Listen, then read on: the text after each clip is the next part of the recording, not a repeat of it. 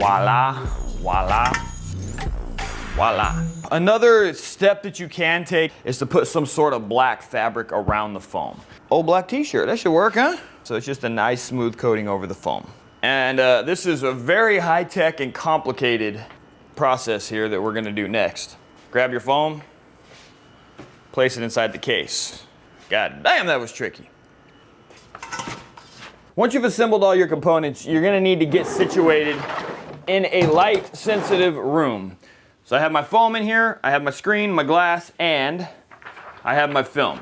As far as getting or acquiring your film, that is another step. I have a video that I did a long time ago with some alternative, affordable ways to make films for yourself, and I'll link that up here. For this video, we're gonna assume that you already have the film positive thing sorted out. I was showing you guys an uncoated screen for demo purposes, but once you have the box, you're gonna need a screen that's actually been coated with emulsion. And with movie magic, boom, there we go, coated screen.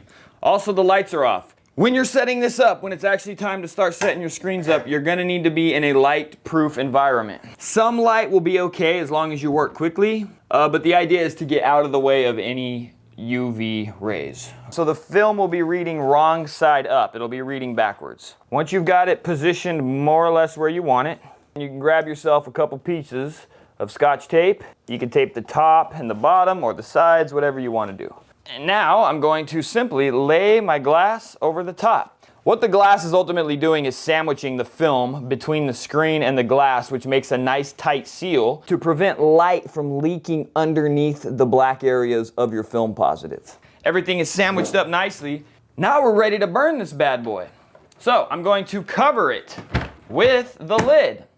Carry it outside, open it up, and let the sun expose this thing. I ended up doing it for 30 seconds, but I would say take it down to about 15 because I was overexposed. It was hard to wash out. More than likely going to be washing the screen out in an environment that has some light leaking through, so you need to work quickly. You need to remove the glass, remove the film, and get the screen wet as fast as possible. So I place it in there, and I'm just using a sink. You can do anything. You can do this in the backyard. Wet both sides. And then you're just going to start working it. Now, like I said earlier, I did this at 30 seconds, and it ended up overexposing it. So the emulsion was a little bit harder to wash out than it should be. And now that I've washed it out, I'm just dabbing it dry with the towel. Another little thing is if you have access to an air compressor, you can use the air compressor to blow the water off the screen.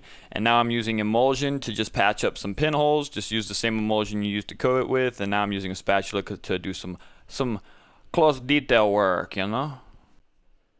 Now I'm gonna pop it outside and post-expose it. This just hardens it. It's not a necessary step. I just do it because it dries it faster.